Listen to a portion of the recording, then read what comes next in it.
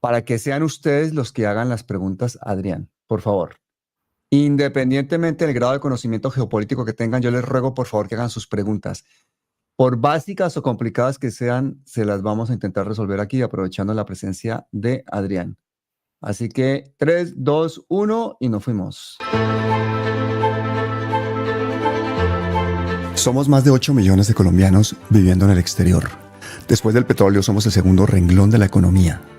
El año pasado enviamos remesas por 12.000 millones de dólares. Queremos tener voz y queremos tener una representación digna porque tenemos mucho que decir.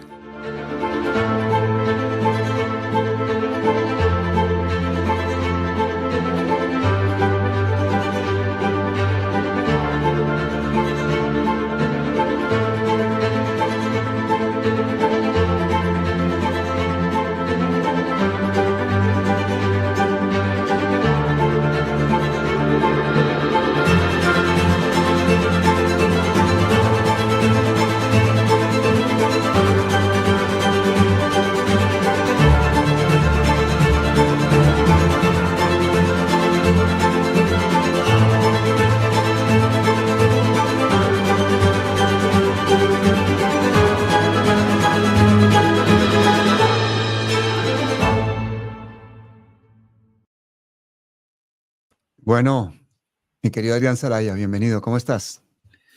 Hola Pablo, estupendamente. Te veo un poco fuera del centro de la imagen. Ah, sí, espérate, que es que me metí a este lado. Eso es. Bueno, gente, muchísimas gracias a todos por estar conectándose. Queríamos hacer un programa muy especial porque hacía ya días que no hacíamos programa, estaba yo viajando, tú también estabas muy liado, han pasado muchas cosas, así que vamos a pedirle a la gente que está conectándose, creo que están nuestros dos canales enlazados, ahí se conozcan las audiencias, para que lo primero la gente de Palabras Mayores se conecte a tu canal, ahí lo tienen, en Kai Center, y sigan la geopolítica de la mano de una de las personas que con más objetividad la analiza de forma constante y de forma objetiva. Así que, por favor, conéctense, indican de dónde se conectan y vayan haciendo sus preguntas. Adrián, ¿te parece bien si hacemos este programa con preguntas del público? Perfecto, perfecto. Bueno, me pregunta Eduardo Rodríguez. Eduardo Rodríguez, buenas tardes. ¿Cuáles son los poderosos detrás de Trump? ¿A quién responde y representa Trump? Bueno, no me extraña esta pregunta porque es una de las grandes cuestiones en este momento de la política mundial, ¿no? El fenómeno Trump, ¿a qué responde realmente, ¿no? Bueno, vamos a ver, sabemos que hay distintos sectores detrás, vamos a decir, del trumpismo, ¿no? Hay sectores de tipo, digamos, oligárquico dentro de la gran industria. Hay sectores de lo que se ha llamado industria nacional, más vinculada a los intereses propios de Estados Unidos que a los intereses globales que suelen implicar sobre todo a las multinacionales.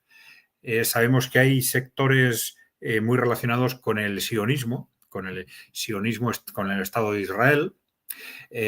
Sabemos que hay sectores de, no voy a decir pequeña empresa, por ejemplo, de pequeños bancos que han apoyado al trumpismo desde hace mucho tiempo. Son bancos regionales que en Estados Unidos tienen mucho peso. Luego tenemos un sector, algunos dicen dos sectores, un sector que empezó a organizarse alrededor del final de la primera década de este siglo, un sector que está muy asentado en el ejército y en los servicios de inteligencia. Es un sector que, al contrario que los otros que hemos descrito anteriormente, es un sector, digamos, antioligárquico, es decir, que se empezó a organizar con una voluntad antioligárquica ante, digamos, la conciencia en ciertos sectores del ejército y de los servicios de inteligencia de que el país no iba bien, de que sobre todo las guerras que se estaban poniendo en marcha en Oriente Medio no se estaban poniendo en marcha por intereses del país, sino por intereses oligárquicos. Entonces, este es un núcleo antioligárquico que todo parece indicar que en el año 2015-2016 fueron los que se acercaron a Trump. Es decir, que no es algunos dicen que el origen del trumpismo no es Trump, sino que es este sector, en cierta forma, se acerca a Trump para utilizarlo como candidato para defender sus intereses. Pero claro, aquí, ¿qué tenemos en común entre todos estos intereses? Bueno, luego, desde el punto de vista de base social, tenemos una base muy relacionada con lo que se ha llamado el sionismo cristiano, ¿no? Pues, evangelistas, pues cristianos tradicionalistas y esta base, digamos, populista del Partido Republicano, que ha ido cogiendo un peso creciente, ¿no? La cuestión clave es, ¿sabemos más o menos describir cuáles son los distintos sectores en los que han apoyado el trumpismo o en los que el trumpismo se ha apoyado, ¿no? Pero lo que no sabemos con claridad es el peso relativo de cada uno de ellos en el trumpismo, ¿no? Porque esto es lo que nos podría indicar al final cuáles son las motivaciones fundamentales, ¿no? Sí parece claro que dentro de los mensajes iniciales del trumpismo dentro de Estados Unidos, estos sectores se pueden identificar fácilmente, ¿no? Es decir, estos mensajes de que vamos a drenar el pantano, que tuvieron una importancia muy grande en primera elección, están muy relacionados con esas, digamos, aspiraciones antioligárquicas, anticorrupción de esos sectores del ejército y de los servicios de inteligencia, ¿no? Que se podrían de alguna forma encontrar en algunos nombramientos de este segundo mandato también, ¿no? Como quizás el de Kash Patel o el de Tulsi Gabbard, ¿no? Muy claramente, ¿no? Que son, incluso de Robert Kennedy quizás, ¿no? Son personas que tienen una tradición del Partido Demócrata, ¿no? Y que apuestan por Trump porque confían en que Trump mantenga una posición en ese sentido, por lo menos en determinados aspectos, enfrentada a ciertos ámbitos de la oligarquía, ¿no? Claro, ahí nos encontramos con una parte de la industria que apuesta por un modelo de economía nacional, de reconstrucción de la economía nacional, y esto cuadra con esos conceptos de America First, ¿no? Primero América, que, claro, se interpreta de distintas formas, evidentemente, dentro y fuera del país, pero que inicialmente parecía que quería decir frente a, digamos, las multinacionales norteamericanas que han estado apostando por llevarnos a distintas guerras que no nos interesan, a conflictos que no nos interesan en el mundo, vamos a apostar por reconstruir Estados Unidos, ¿no? Por reconstituir la economía de Estados Unidos, que efectivamente necesidad tiene, ¿no? De reconstrucción económica, social, cultural, etcétera, ¿no? Pero bueno, el tema es todas estas apelaciones electorales, muchas de ellas de carácter populista, que le dieron en buena parte la victoria en su primer mandato y también en el segundo, luego vemos una práctica bueno, muy contradictoria y que no tiene mucho que ver con estas apelaciones, ¿no? Este drenar el pantano, famoso, ¿no? Este lema anticorrupción, vamos a drenar el pantano, pues evidentemente en el primer mandato no lo hizo, ¿no? Claro, sus partidarios que dicen, pues que no lo hizo porque no le dejaron hacerlo, pero esto es lo que se dice siempre de todos los líderes que no cumplen lo que prometen, ¿no? Pues el que quiere confiar en el líder dice no es culpa de él, sino de su entorno, etcétera, ¿no? En este segundo mandato, pues empezó haciendo unos gestos, pues por ejemplo desenmascarar la USAID, el papel de la USAID, ¿no? Este organismo que estaba claramente siendo utilizado para el control del mundo por parte de Estados Unidos, el control ilegítimo del mundo a través de la compra de periodistas, de medios de comunicación, etcétera. Vimos esos movimientos, pero luego vimos cómo estos movimientos se diluían, ¿no? Es decir, durante unas semanas tuvimos una lluvia de noticias sobre USAID, que USAID se iba a paralizar, sobre actividades concretas y USAID que se estaban desenmascarando, etcétera, pero de pronto, de un día para otro, este tema desaparece de los medios y, por lo tanto, no sabemos si ha tenido continuidad o no. Bueno, de esto podríamos hablar más, pero no quiero extenderme tampoco en esta pregunta, pero al final una cosa es, ya digo, qué sectores le apoyan y otra cosa es qué políticas se han estado realmente haciendo y cuáles son realmente de entre esos grupos de influencia los más importantes, ¿no? Esta es la gran duda. Excelente. Mira, yo hice esta miniatura para este en vivo en el que, y a propósito de los recientes matoneos exageradamente hostiles del señor Donald Trump, que no ha dudado en llamar a Gustavo Petro narcotraficante cuando es el presidente colombiano que más ha luchado contra el narcotráfico, pero fue la respuesta a esa petición que hizo Petro de las calles de Nueva York al ejército norteamericano de que desobedeciera al presidente y no siguieran cometiendo el genocidio en Gaza. Vemos cómo amenazó también con aranceles a Colombia, amenaza con aranceles a China y depende de las tierras raras de China para hacer sus propios misiles Tomahawk, sus aviones F-35, etcétera, etcétera, etcétera. Entonces, la pregunta que me hacen varias personas a propósito de la miniatura es, ¿qué tanto se le puede creer a Trump en sus amenazas? ¿Qué tanto matoneo planetario puede hacer? Y realmente ese tipo de negociación, ¿a dónde nos lleva? Bueno, a las amenazas de Trump no hay que creerlas en absolutamente nada. Pero la práctica nos dice que con Trump las palabras no sirven. Es absolutamente contradictorio, miente de forma sistemática, no es solo que cambie de opiniones, que miente de forma sistemática y radical.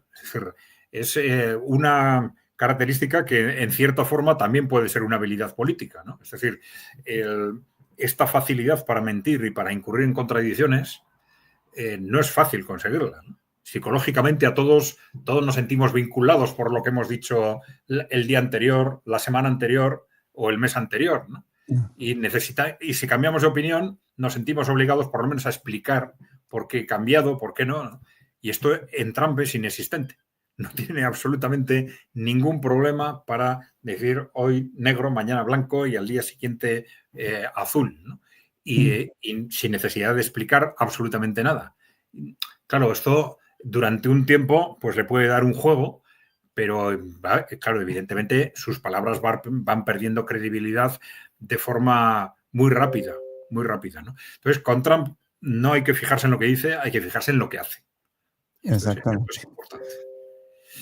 Y con mucha gente, de paso. Esta situación que estamos viviendo con Donald Trump, que tiene tan preocupado al mundo y confundido, tiene como un punto absolutamente culminante, como un punto de inflexión absoluta para no aceptar ninguna de sus mentiras ni de sus excusas en el genocidio de Palestina. Y recientemente uno de nuestros, posiblemente el periodista más famoso de Colombia, que es el director de Univisión, el señor Daniel Coronel, quien entrevistó ayer al presidente Petro, es una persona a la que nadie le niega una entrevista, le tiene mucho temor todo el mundo, él es judío.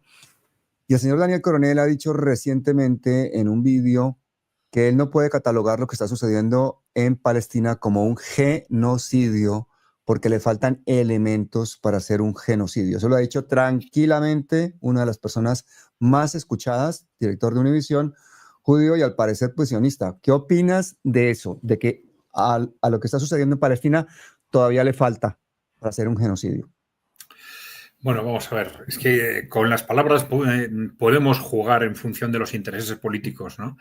Claro, vamos a ver, yo creo que nadie pone en duda que estamos hablando de una limpieza étnica, ¿no?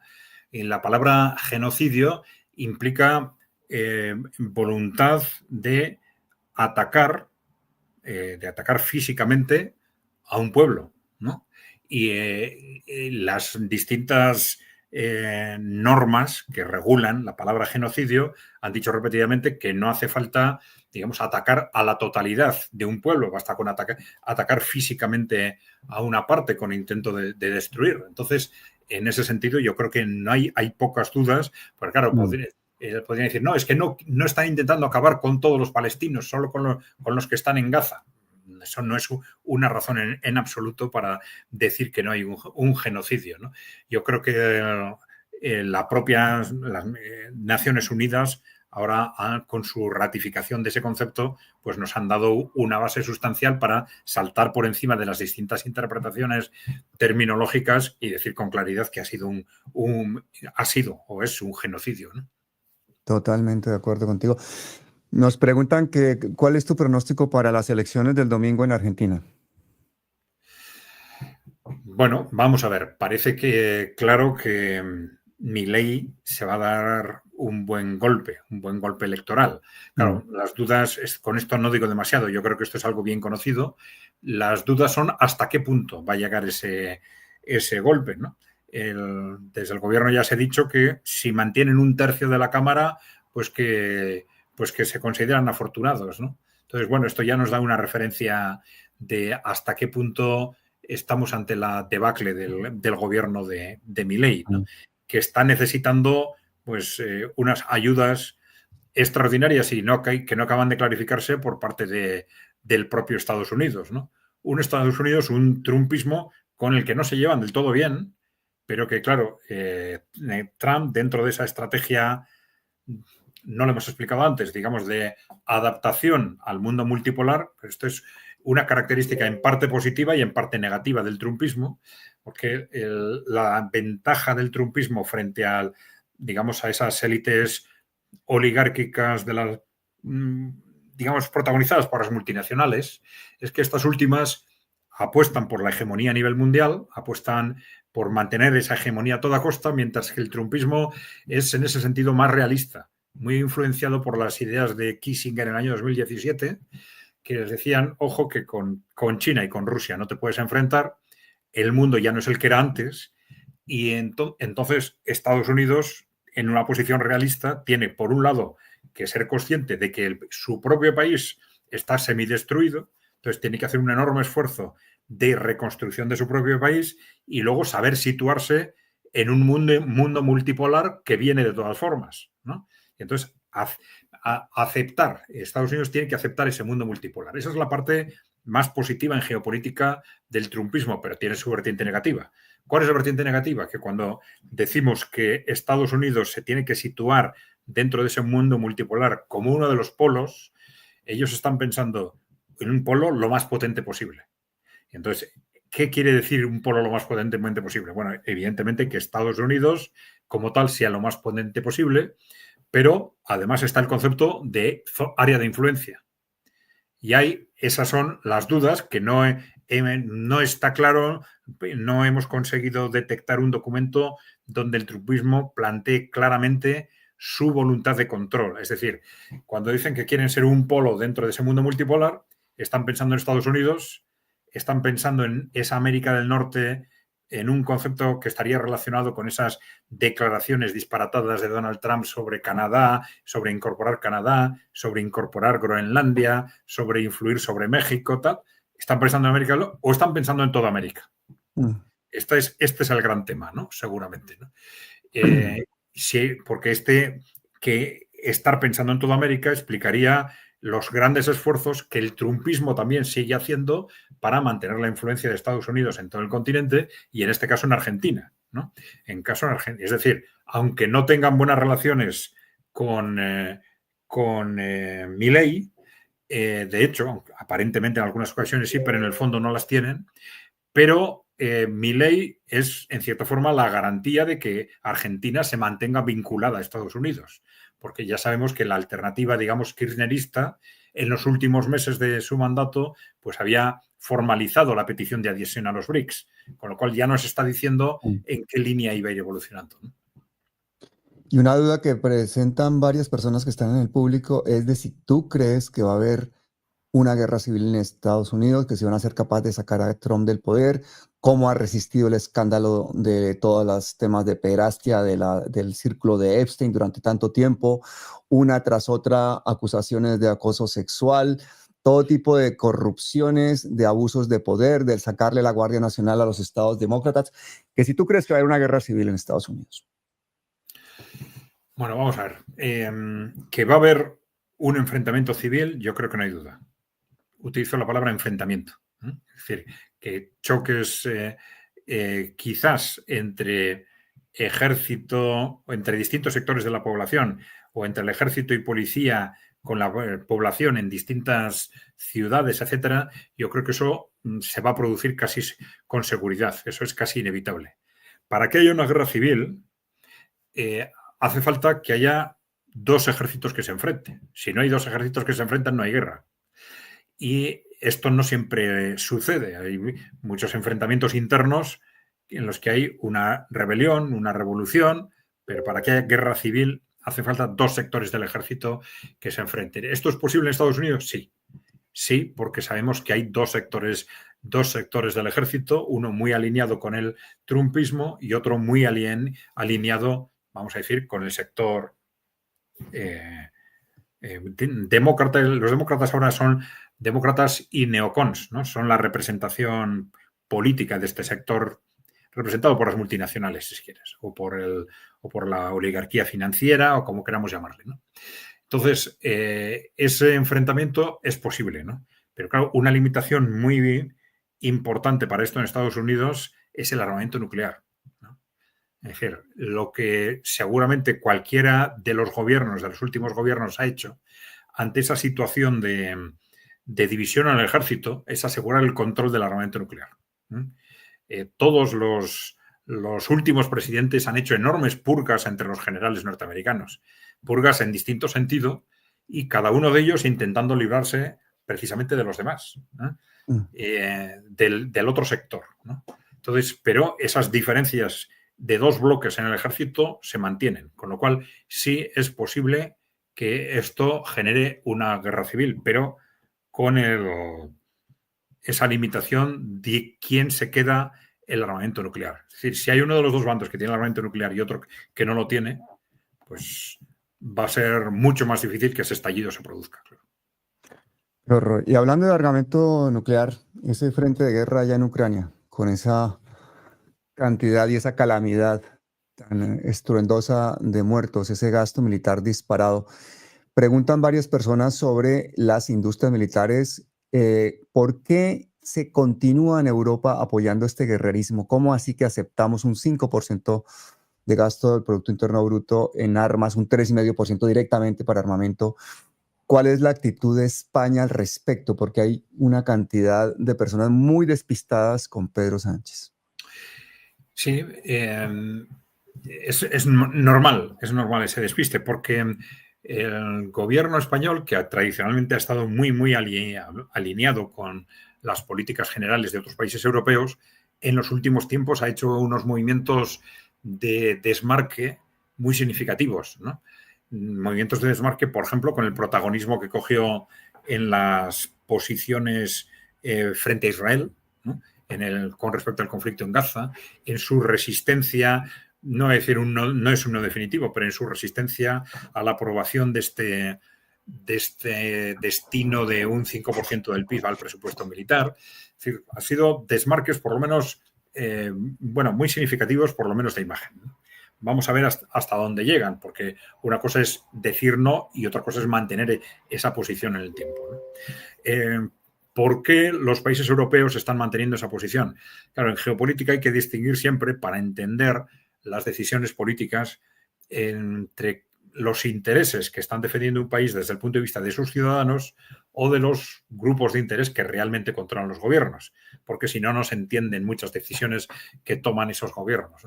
Claro, muchos comentaristas geopolíticos dicen, es que estos gobernantes europeos están locos. No, no están locos. Están defendiendo unos intereses específicos.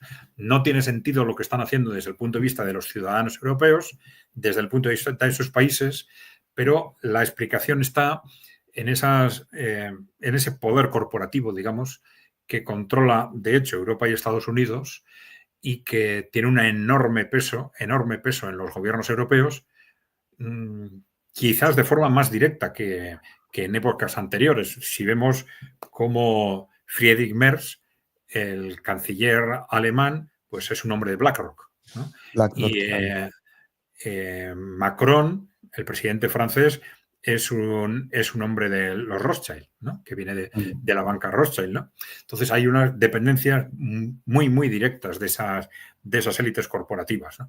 Claro, ¿qué ocurre? Que ese poder corporativo está aterrorizado frente a la victoria rusa en Ucrania, ¿no?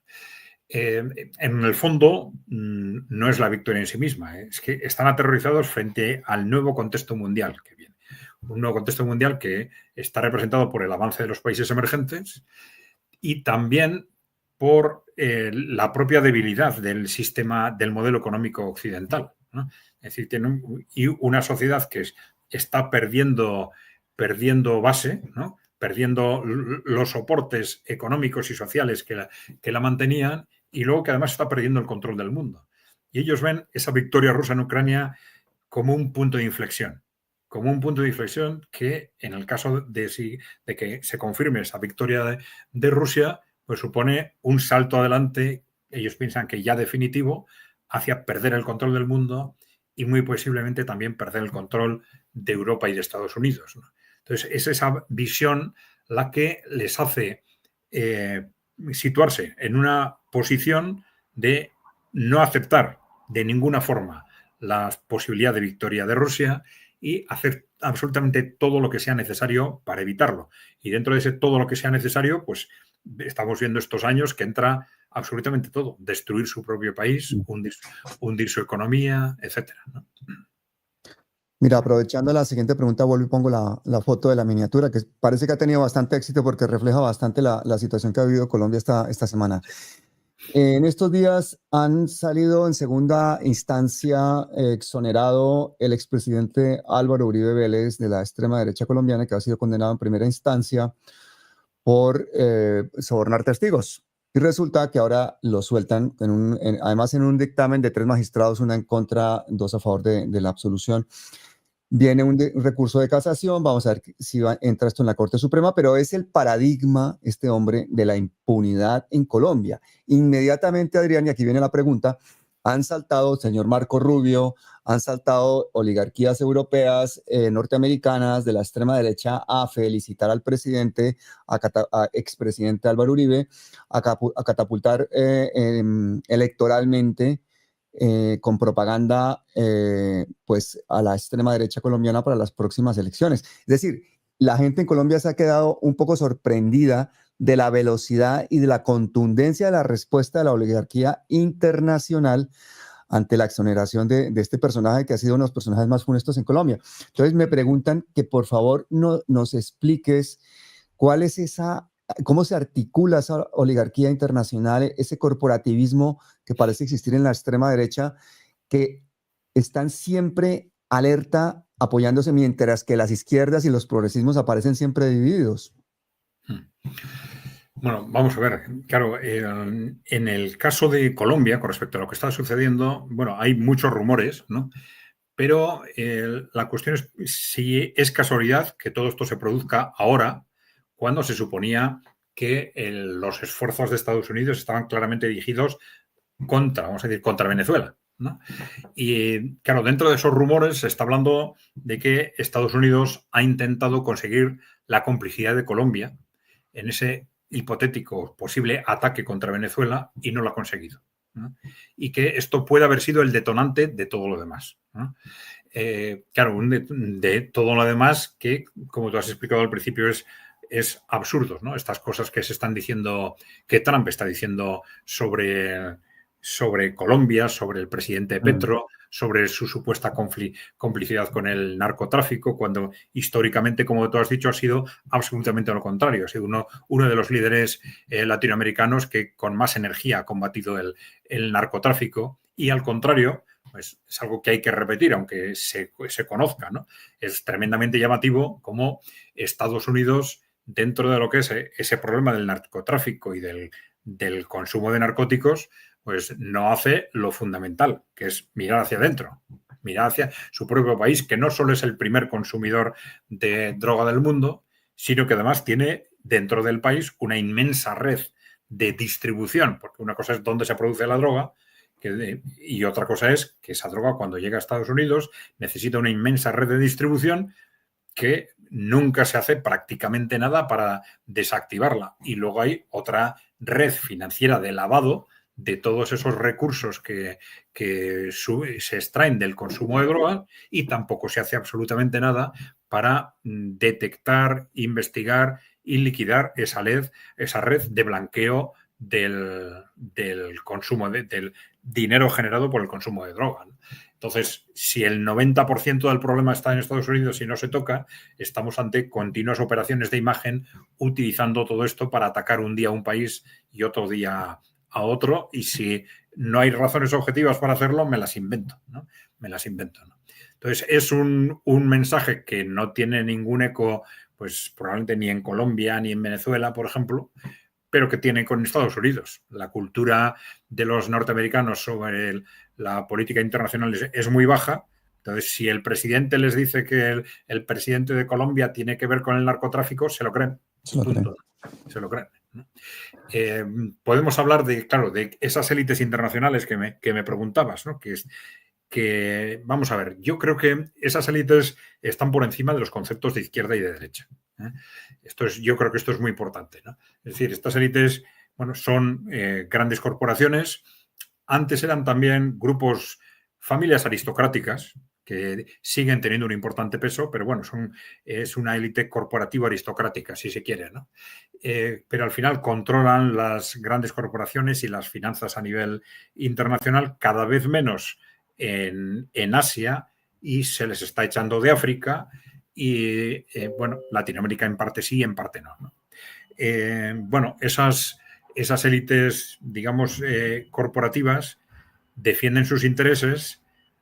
¿A través de quién? A través de todo el que se deja comprar o se deja utilizar. Entonces nos encontramos muchas veces con grupos que se llaman a sí mismos de izquierda, pero que en la práctica, en los aspectos estratégicos, defienden o apoyan o se someten a los intereses corporativos, ¿no? Y esto nos lleva muchas veces a contradicciones entre lo que en un país se entiende de izquierda, en el otro se entiende de izquierda, etcétera, ¿no? Entonces, sí, hay que tener cuidado con cómo utilizamos, cuándo, en qué casos, las palabras izquierda o derecha, y fijarnos siempre en qué intereses se están defendiendo. ¿Se defienden los intereses corporativos o se defienden los intereses de la gente, ¿no? Y entonces luego utilizamos en función de esto una u otra terminología, ¿no? Sí, sí, no, así nos tienen en Colombia, peleando izquierdas contra derechas y al final a veces la diferencia es simplemente el juego electoral. Ahora estamos frente a una carrera electoral de un año que nos tiene a todos. Fíjate que incluso en la consulta que tenemos este domingo no sabemos si ni siquiera el tarjetón con el que la gente va a votar sirve, y se le está pidiendo a la gente que vaya masivamente a votar, al menos para dejar clarísima que la multitud que quiere votar desea votar. A los colombianos en el exterior no nos han dejado votar en esa consulta, imagínate. O sea, es increíble la falta de democracia que estamos viviendo en Latinoamérica. Me preguntan preocupadísimos, ¿qué opinas de esos 21 puntos de ese, si podemos llamarlo, acuerdo de paz, que más parece un negocio inmobiliario entre Estados Unidos e Israel para esa supuesta paz de Palestina? ¿Cómo interpretas tú eso que ha sucedido? Si es realmente un acuerdo de paz o si lo que estamos viendo es simplemente ganar tiempo o qué. ¿Qué es lo que estamos viendo? Estamos muy confundidos con eso. Sí, efectivamente, ganar tiempo puede ser una expresión correcta para lo que está sucediendo. ¿Qué ocurre? Que lo que estaba sucediendo en Gaza era, pues, tan bárbaro que se estaba generando todo tipo de problemas para Estados Unidos y para el propio Israel como consecuencia de ello, ¿no? Entonces, de alguna forma había que reducir la presión, ¿no? El tema es, en principio, reducir la presión. Si se mantiene el tiempo, eso es muy favorable para Palestina, para Gaza, ¿no? Porque el tiempo corre a favor de Gaza, ¿no? Es decir, el tiempo, hay que tener en cuenta que estamos en un mundo que está cambiando muy rápidamente. Las estrategias hegemonistas de Estados Unidos, perdón, de Israel en Oriente Medio durante décadas se han mantenido porque tenían todo el apoyo de un Estados Unidos que tenía la hegemonía mundial. Pero eso, con el avance hacia un mundo multipolar, cada vez es más difícil y cada vez está más cuestionado cara al futuro.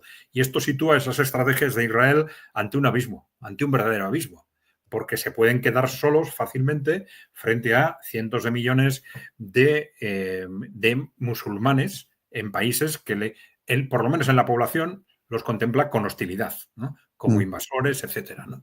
Entonces, frente a esa situación, los gobiernos de Israel, los últimos gobiernos, han reaccionado no intentando cambiar sus relaciones con los palestinos o con los musulmanes, sino con un salto adelante, diciendo, bueno, igual nos quedan pocos años, pues vamos a atacar, y por la vía de hecho, que se nos acabe reconociendo más territorio, todo lo que podamos, dentro de ese concepto del gran Israel que ellos pretenden, ¿no?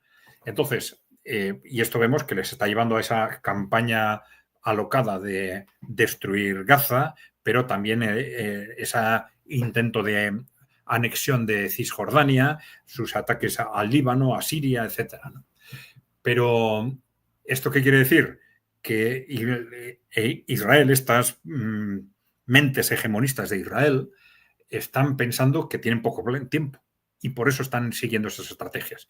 Pero al contrario, si se gana tiempo, si se detiene el conflicto, si se detienen las masacres en Gaza, aunque sea por unos meses, esto es tremendamente positivo para los palestinos, precisamente porque el tiempo corre a favor de ellos, ¿no? Ahora, ¿qué ocurre por otro lado? Que esas masacres, esos actos tan tremendos que estaban sucediendo en Gaza, pues han generado reacciones de todo tipo. La opinión pública mundial se ha levantado, por un lado. Esto estaba obligando a cada vez más países a hacer movimientos hostiles hacia Israel. Muy importante, el mundo musulmán, por primera vez desde hace mucho tiempo, estaba llegando a consensos para actuar de forma conjunta frente a lo que estaba sucediendo. Más importante todavía, este pacto estratégico entre Pakistán y Arabia Saudí. Pakistán es el único país musulmán que tiene armamento nuclear. Y este pacto estratégico blinda nuclearmente a Arabia Saudí, con lo cual le da una independencia total a la hora de distanciarse o enfrentarse a Arabia Saudí o a Estados Unidos, perdón, a Israel o a Estados Unidos, ¿no? Y esto es algo muy importante y muy grave para Israel y para Estados Unidos también, ¿no? También, ¿qué más estaba sucediendo? Pues que además de estos riesgos de pérdida enorme de influencia en Oriente Medio para Estados Unidos, las propias bases electorales de Estados Unidos las estaban perdiendo. Es decir, esa base electoral del Partido Republicano, tradicionalmente muy favorable a Israel, las encuestas les estaban dando, sobre todo en los jóvenes, en que estaban perdiéndolo. Es decir, se estaban posicionando claramente en contra de Israel y en contra, sobre todo, de la relación o el peso político que Israel tiene en Estados Unidos, ¿no? Y esto es algo tremendamente peligroso para ellos, porque claro, la base de su poder está ahí, ¿no? En mantener la influencia política en Estados Unidos, precisamente, ¿no? Entonces, estaba claro que a Israel les interesaba de alguna forma desactivar este tema. Claro, desde el punto de vista de esas estrategias de Israel, lo que les interesaría es un alto el fuego aparente que permita desactivar estos problemas y cuando pasen 1 o 2 meses volver quizás con un cambio de estrategia, un cambio de imagen, hacerlo de otra forma menos salvaje, ¿no? Pero volver otra vez a atacar Gaza, ¿no?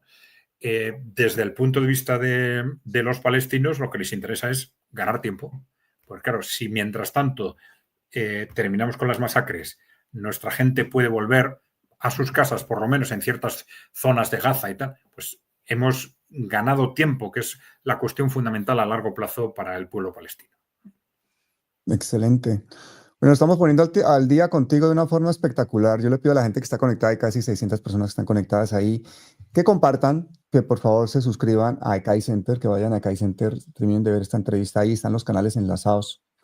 Me preguntan una pregunta que, a ver, es que eso yo creo que, aparte de la distopía que estamos viviendo, es que nos la refriegan en la cara.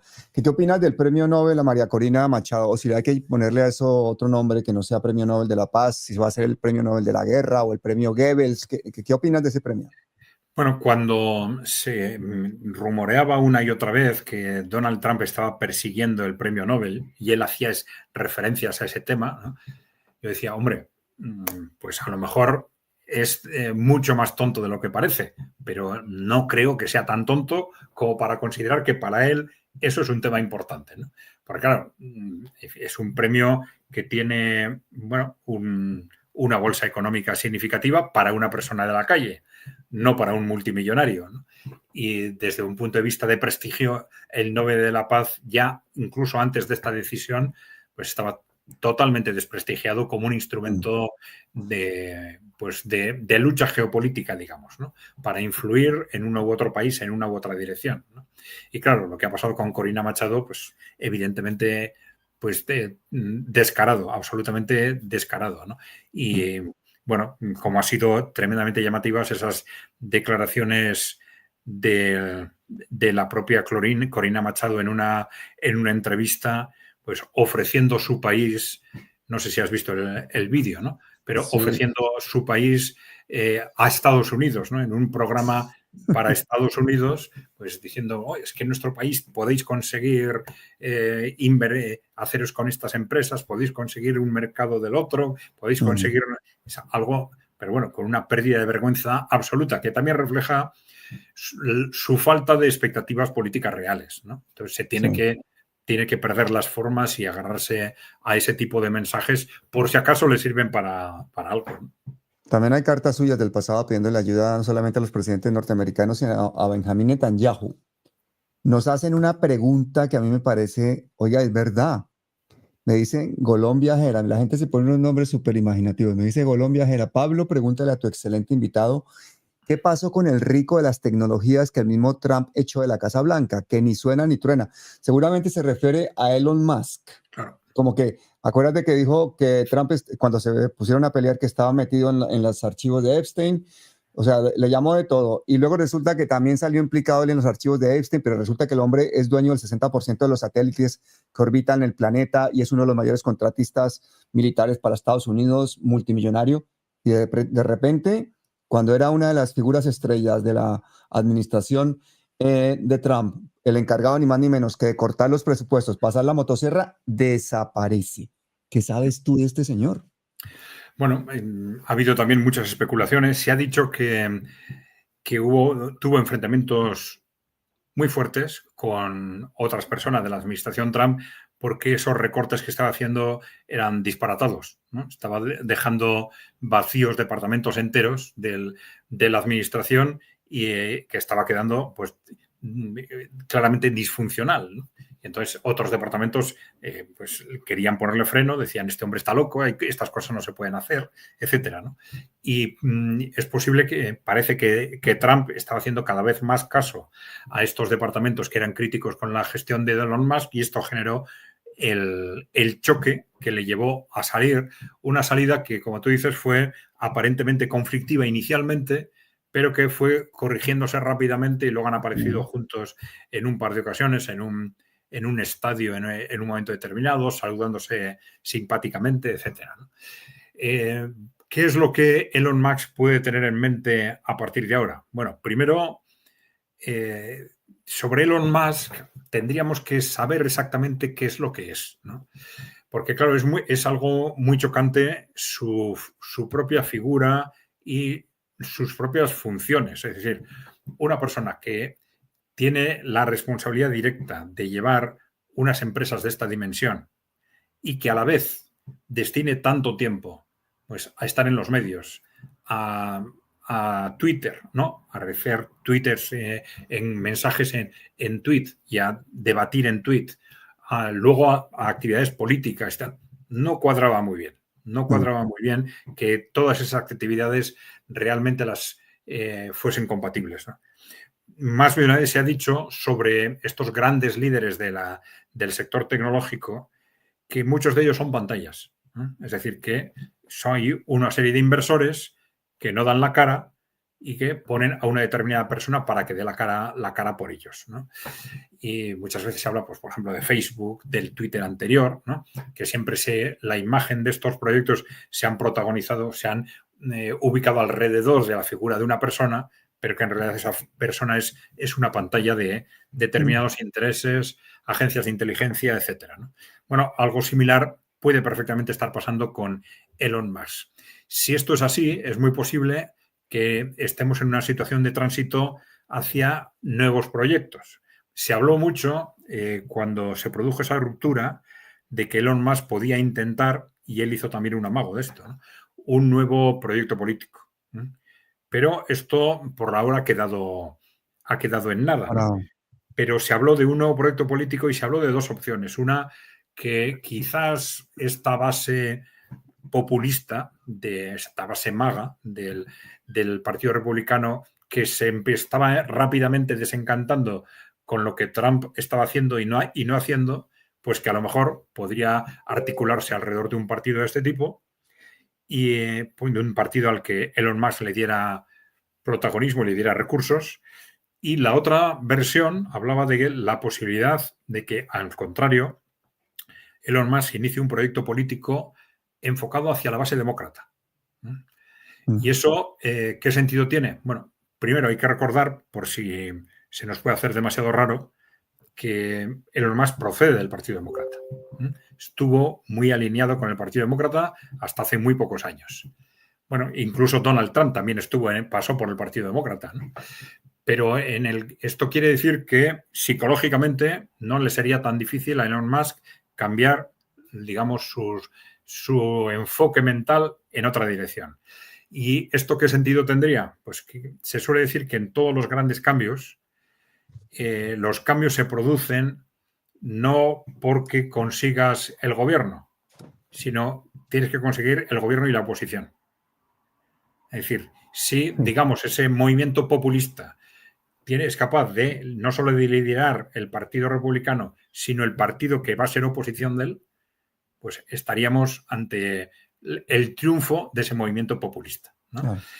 Bueno, algo similar a lo que se comentó, por ejemplo, en sentido inverso con respecto al ingreso de Argentina a los BRICS, que había una gran oposición o una oposición en ciertos países de los BRICS diciendo, no, ¿cómo vamos a admitir a Argentina en los BRICS si el gobierno nos lo pide, pero la oposición está en contra, está frontalmente en contra y a lo mejor gana las elecciones dentro de unos meses, ¿no?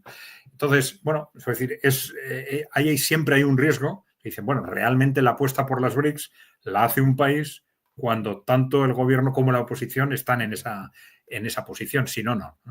Bueno, algo similar. Oye, casi obligado, después de lo que nos has contado, a preguntarte también por el señor George Soros, que por cierto es un amigo común que tienen Putin y Trump. Preguntan y preguntan además la gente como, es que además como la Open Society ha hecho tantos proyectos en Colombia, el señor George Soros ha sido tan importante, su papel en tantos países, es una figura tan demonizada. Y por otra parte, sabemos que es un amigo común que tienen Donald Trump y Putin. La gente nos pregunta, ¿qué podemos esperar de este señor? ¿Cuál es su papel realmente en el poder en los Estados Unidos? Que viene siendo también, ¿cuál es su papel a nivel mundial? Sí. ¿Qué debemos realmente temer de George Soros? Bueno, por la edad que tiene, parece que sus funciones cada vez más están asumidas por su hijo, ¿no? Por Alex. Por Alex. Bueno, yo creo que el peso de George Soros muy probablemente se ha exacerbado, ¿no? Es decir, hay una serie de estrategias de la oligarquía corporativa o incluso del gobierno de Estados Unidos que se han venido desarrollando desde hace mucho tiempo, ¿no? A través de ONGs, fundaciones, etcétera, ¿no? Y esto lo vemos muy claramente en documentos de la Guerra Fría, como por ejemplo el informe Kissinger del 74, ¿no? Que nos dice expresamente que habla de los objetivos de reducción de la natalidad en el mundo, etcétera, y plantea qué instrumentos vamos a utilizar. Entonces dicen, bueno, vamos a influir en el mundo, y lo dicen expresamente a través de las agencias norteamericanas, de las agencias de la ONU, de las ONGs, de las fundaciones corporativas. Dicen, básicamente citan esos instrumentos. O sea, como para articular tu proyecto eugenésico, más o menos. Eso es, más o menos. Pero esa y otras estrategias pues están desarrolladas por muchas fundaciones. Pues sí, George Soros ha tenido un papel, pero la Fundación Rockefeller ha tenido otro, la Fundación Ford. A principios de este año se habló mucho de la USAID, ¿no? De este escándalo porque una agencia norteamericana estaba destinando enormes recursos a financiar proyectos en distintos países, ¿no? Bueno, vamos a ver, porque ¿cuál va a ser la evolución de todo esto? Pues va a tener probablemente mucha relación con la evolución de los recursos. USAID generaba muchos recursos que en parte eran canalizados a través de las fundaciones de George Soros, por ejemplo. Entonces, ¿eso se va a mantener? ¿No se va a mantener? Ese es un tema importante, ¿no? Eran recursos también utilizados por la CIA, por ejemplo, pero la CIA, más que canalizarlos, normalmente indicaba los objetivos, ¿no? Así decía, bueno, pues hay que financiar a este medio de comunicación o a este periodista. Entonces, ese fondo se canalizaba a través de determinadas fundaciones. Yo no me obsesionaría con George Soros, creo que es una persona que ha realizado funciones fundamentalmente dirigidas a grupos ya considerados a sí mismos progresistas de izquierda, probablemente intentando acercar a esos grupos a los intereses corporativos, ¿no? Pero es uno más, es decir, yo no le daría un protagonismo como se le ha dado muchas veces, como si él fuera el responsable pues del conjunto de las políticas de estas élites corporativas, ¿no? Sí, hay más demonios como él en el mundo. La última pregunta, Adrián, porque no queremos abusar de ti. Nos has dado hoy una lección enciclopédica de geopolítica a vuelo de pájaro porque llevamos semanitas sin poder hacer el programa. Me pregunta nuestro amigo o amiga Golón Viajera nuevamente, que si no te parece mucha coincidencia que cuando Trump termina con lo de Gaza, gira a bombardear a nuestros pescadores colombianos para buscar candela en otro lugar. Es decir, ¿cuál es el significado real de esas embarcaciones, de esas naves norteamericanas en el Caribe? ¿Qué es lo que está intentando hacer? ¿Quieren invadir a Venezuela? ¿Quieren invadir a Colombia? ¿Están protegiendo los paraísos fiscales que hay en todas esas islas? ¿Cuál es la jugada? ¿O simplemente nos quieren hacer pensar en otras cosas para que no sigamos mirando a Medio Oriente? ¿Cómo lo interpretas tú? Efectivamente, el que se trate de una operación de imagen, yo creo que es la interpretación más lógica. Porque claro, la interpretación alternativa es que estén realmente pensando en un ataque directo a Venezuela, en principio, ¿no? Y claro, esto sería un auténtico disparate, ¿no? Pero para que esa opción tuviese lógica, tendríamos que pensar en un hundimiento interno del gobierno venezolano. Es decir, que de alguna forma Estados Unidos hubiese conseguido la complicidad o hubiese comprado pues a una parte significativa del ejército, por ejemplo, y que esto hiciese viable pues un ataque o que una situación de posible ataque que generase un caos o una situación de pánico tal que justificase un golpe interno, por ejemplo. Algo de ese tipo podría tener lógica, pero no tenemos ninguna razón en este momento para pensar que hay bases de ese tipo, que eso está sucediendo. Si no es así, un ataque directo a Venezuela no tiene ningún sentido. Estados Unidos tendría que desplazar cientos de miles de soldados para intentar invadir Venezuela y además muy probablemente para quedarse estancado en la propia Venezuela, en una Venezuela que iba a tener toda la ayuda pues, de países como China o Rusia, ¿no? Oye, Adrián, yo me he portado muy bien hoy, no he hecho ni una pregunta. ¿Me dejas hacer una ya para despedirme? A mí, Por pregunta mía. supuesto. ¿Tú tienes la sensación de que el imperio norteamericano se esté replegando a nivel internacional o que está focalizando ciertas zonas álgidas? Porque vemos cómo va quitando en algunos sitios presencia, pero por otra parte reclama presencia. Nuevamente está queriendo ocupar esta base en Afganistán, seguramente para tener muy cerca las zonas de producción nuclear en China. Pero, ¿cuál es tu sensación en general? ¿Se está replegando el imperio o está más bien haciendo énfasis en algunos sitios e intentando utilizar sus recursos de mejor manera? Bueno, hemos dicho antes que la vocación teórica del trumpismo es replegarse, por esa perspectiva realista. Nos tenemos que replegar por lo menos para salvar lo que nos queda, digamos, ¿no? Para que esto que nos queda pues pueda ser un polo dentro de ese mundo multipolar.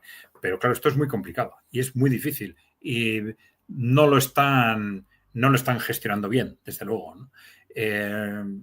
En el primer mandato de Donald Trump, bueno, se ha repetido mucho que, bueno, al final tampoco inició ninguna guerra, pero estuvo a punto, ¿no? Y en este momento, pues la complicidad, por ejemplo, con el genocidio de Gaza, pues ha sido total, ¿no? Hasta ahora. ¿No? Eso es quizás lo más duro que se le puede reprochar a Donald Trump en este sentido, ¿no? ¿Qué más podemos decir? Pues, bueno, aparentemente está intentando replegarse sobre todo de Europa, eso sí está claro, pero probablemente por realismo también ellos estarían dispuestos a renunciar a tener presencia en África, pero, por ejemplo, por su implicación con Israel, les va a ser casi imposible irse de Oriente Medio, no tanto por los recursos petrolíferos, porque ahora Estados Unidos recursos internos tiene en buena medida para soportar en buena parte sus necesidades, no necesita a toda costa el controlar Oriente Medio como antes, ¿no? pero claro, esa complicidad con Israel les hace casi imposible irse de Oriente Medio, ¿no? Y luego tiene el reto de China, ¿no? Para replegarse, porque dicen, replegarnos sí, pero ¿qué pasa si nos replegamos y una generación después hemos permitido que China crezca hasta un punto de que China venga a donde nosotros en vez de ir nosotros a donde ellos, ¿no? Entonces están con esa idea de contener a China. Entonces, esa idea de contención de China sí la tienen muy, muy asimilada. Una idea de contención que no quiere decir necesariamente conflicto militar, pero que sí implica por lo menos riesgo de conflicto militar. Contención que se basa en ese esfuerzo continuado de aglutinar a enemigos históricos de China, asegurar que se mantienen como enemigos y a través de ese cinturón construido alrededor de China, pues evitar que China se haga hegemónica en el conjunto de Asia, porque ellos están convencidos de que, en el trumpismo por lo menos, ¿no?, de que eso puede ser el primer paso para que eso, una generación después se convierta en un peligro directo para Estados Unidos. Bueno, excelente. Vaya vuelo tan amplio que hemos cubierto hoy de tantos temas. Muchísimas gracias a todos de verdad por las preguntas. Suscríbanse por favor a KAI Center, suscríbanse también a Palabras Mayores los que no estén. Vamos a intentar estar todos los miércoles hasta ahora con Adrián. Adrián, muchísimas gracias, de verdad que nos has orientado un montón. Espero que nos veamos el próximo miércoles a esta misma hora. Estupendo, por mi parte encantado. Ya sabes, Pablo, que yo contigo estoy siempre contento, siempre encantado contigo y con tu audiencia. Mil gracias, muy amables. Y a todos ustedes, mañana a las 3 de la tarde, hora colombiana, vamos a contar chismecitos de congresistas y de senadores y esa gente por la que sí que hay que votar, que a veces no se conoce. Vamos a mojarnos. Tenemos a todos los analistas políticos de Palabras Mayores aquí mañana a las 3 de la tarde para saber por quién votar y por quién de verdad no votar. Muchísimas gracias, Adrián. Hasta siempre. Un saludo. Somos más de 8 millones de colombianos viviendo en el exterior. Después del petróleo somos el segundo renglón de la economía. El año pasado enviamos remesas por $12.000 millones. Queremos tener voz y queremos tener una representación digna porque tenemos mucho que decir.